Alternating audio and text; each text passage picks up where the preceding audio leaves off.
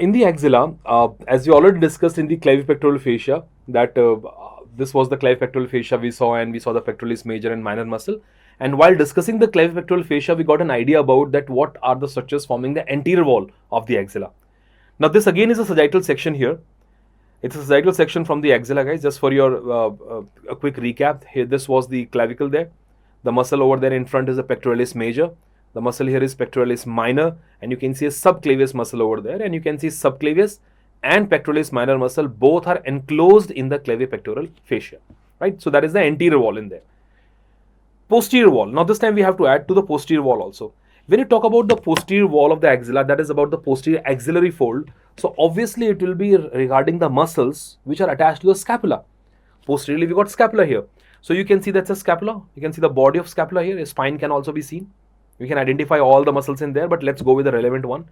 So obviously the muscle which are present on the anterior surface of scapula, that is on the costal surface, toward the costal surface of scapula and below, will be forming the posterior wall of the axilla. We do not have to count every single muscle, the one which are present behind. That ways you can keep going. We just have to look the immediate boundary of the axilla. Say anteriorly we see pectoralis major and minor, fine. Posteriorly, it is about this muscle which is on the anterior surface or the costal surface of scapula. And what muscle is that? I'm sure you know that is the subscapularis muscle. This big muscle over there is subscapularis. You go further below here, this muscle here is a section of teres major, because minor is more posteriorly here. That is teres major muscle. And if you go further below here, this muscle in this is the section going through the latissimus dorsi muscle. The latissimus dorsi muscle, which also is related to the inferior angle of the scapula. So these are the muscles mainly on the posterior side forming the posterior wall. Axilla being a truncated cone-like structure, so we have an anterior wall, we got a posterior wall, we got a floor. Floor is just by the skin and the fascia. That is, look at, see, that's a skin over there and the fascia which is forming the floor here. Okay. The question here is what is forming the lateral wall and the medial wall, because this section is not going to tell you the medial and lateral wall. So guys, this being an axilla here, the medial wall is obviously toward the chest side here. So medial wall is by what? It is by the upper ribs.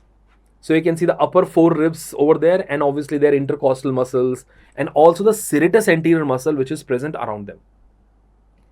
Lateral wall, if I talk about, if I just bring my arm on the side, the lateral wall should be by the upper part of the medial surface of humerus. So the things which are present on the medial side of the humerus are the one which are forming the medial wall, lateral wall. So let's draw this transverse section, because you already have an idea about the sagittal section. You saw that sagittal section in the clavipectoral fascia also. So I'm going to go directly to the transverse section, and let's try to understand the boundaries of axilla in this before we go to the contents.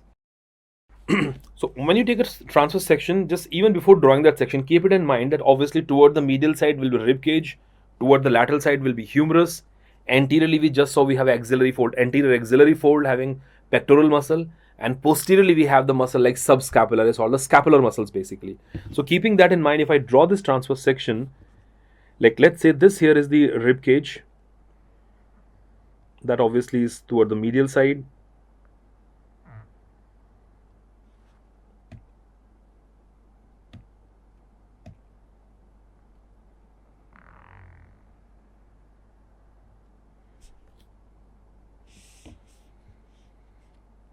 Then posteriorly we got a scapula here, so let's say this is the scapula, the body of the scapula in there.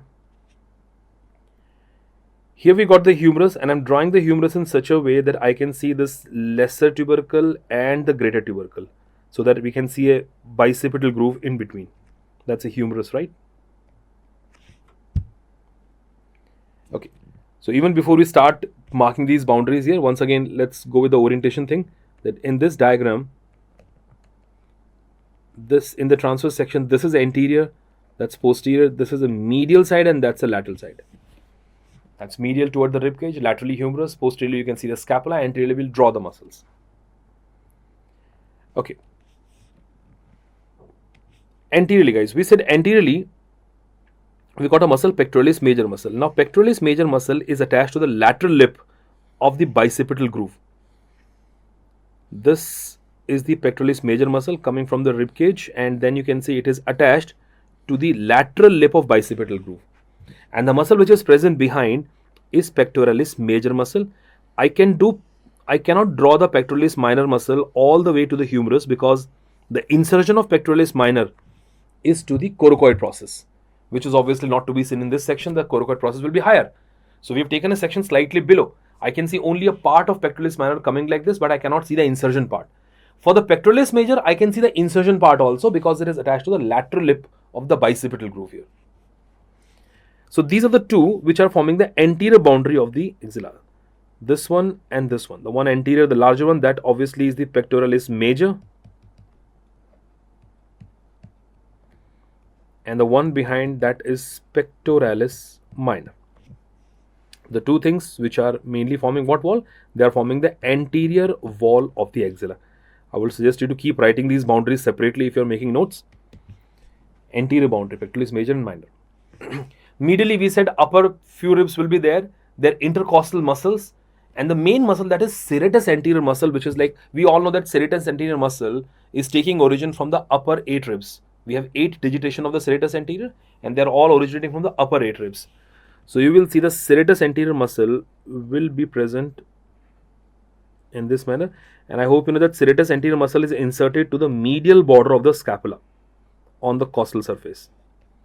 See, all these small details will help you later to identify these things in a transverse section or in the sectional anatomy. So this here is the serratus anterior. That is the serratus anterior muscle along with the rib cage obviously, and that is forming what wall? That is forming the medial wall. That is mainly contributing to the medial wall. Posterior wall was by the subscapularis, latissimus dorsi, and teres major. But obviously we cannot see all the 3 muscles in the same section because they are arranged one below other. So the muscle that I'll see here is a subscapularis muscle, big muscle coming from, and then subscapularis muscle, it goes and attaches to the lesser tubercle. That is medial to the bicipital groove somewhere. So this here, let's say, is the subscapularis muscle.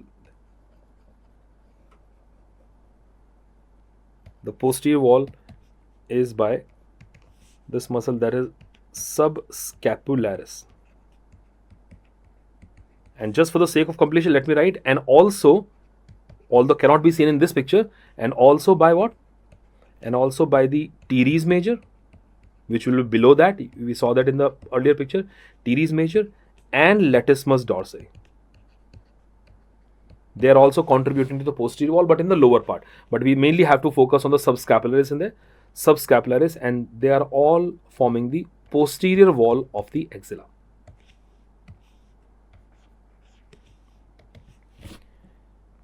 Now, that's not difficult to understand the anterior wall, posterior wall, medial wall if you just have an orientation about how the section is taken.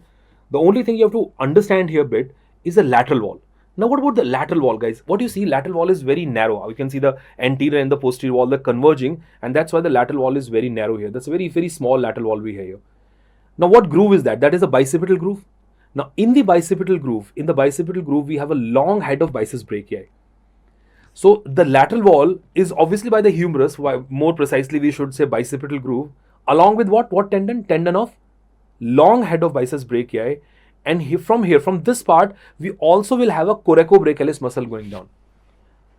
Coracobrachialis muscle originates from coracoid process, and then the coracobrachialis muscle goes on to the medial side of surface of the humerus, here, somewhere here. So obviously if a muscle is running on the medial side of the humerus, so that is lateral wall of the axilla. The coracobrachialis is on the medial side of the humerus, so obviously it is on the lateral side of the axilla here. So if I draw this here, the tendon here will be the long head of biceps brachii in the bicipital groove. And as we said, we also will see the coracobrachialis muscle will be, not the tendon, the coracobrachialis muscle will be seen running in there.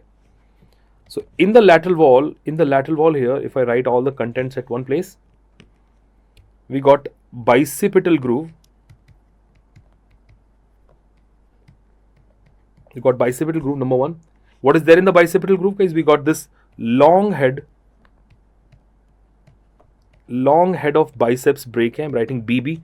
Long head of biceps brachii is there, and of course coracobrachialis muscle and the coracobrachialis muscle as well, and they're all forming the lateral wall. Lateral wall is relatively narrow if you compare it with the anterior wall, medial wall, or posterior wall. And we have the bicipital groove there, the long head of biceps, and the coracobrachialis. Floor, we said nothing to worry about the floor. Floor is basically is just by the skin and the fascia, and the apex of the axilla is truncated. It's like a truncated cone, which is giving passage to the structures to come from the neck region into axilla. We have a cervico-axillary canal there, cervico-axillary canal, which is allowing the structures to come inside. Like, what structures are coming inside in there? The structures which are forming the content of the axilla will be in there somewhere here. Obviously, we have a lot of fat in there. Fat is one of the content. Apart from the fat, what you will see the axillary sheath inside. Axillary sheath, which is enclosing the axillary artery, axillary vein, and we also have the cords of brachial plexus present around it. So when you talk about the contents, broadly, if you look at the contents of the axilla, which will be here in there, is in the sheath called as axillary sheath. Well, we have in the axillary sheath, we got axillary artery. Let's say this is axillary artery here. Axillary vein is always on the medial side of the artery. That's a axillary vein which is on the medial side of the artery throughout its axillary artery course. And then we have cords of brachial plexus. Like we have a lateral cord of brachial plexus toward the lateral side here. We have a medial cord of brachial plexus somewhere here, and posteriorly we have a posterior cord of brachial plexus. So these are the contents of the axilla. Let me just pen down these contents at one place. So contents goes like, number one is what? That is obviously what sheath? Axillary sheath is there. And to remind you guys, axillary sheath is a continuation of a fascia from the neck. Which fascia? Axillary sheath was a continuation of prevertebral fascia. Axillary sheath is the continuation of prevertebral fascia from the neck. Prevertebral fascia, it's a part of deep cervical fascia only. So it is a continuation of the prevertebral fascia from the neck.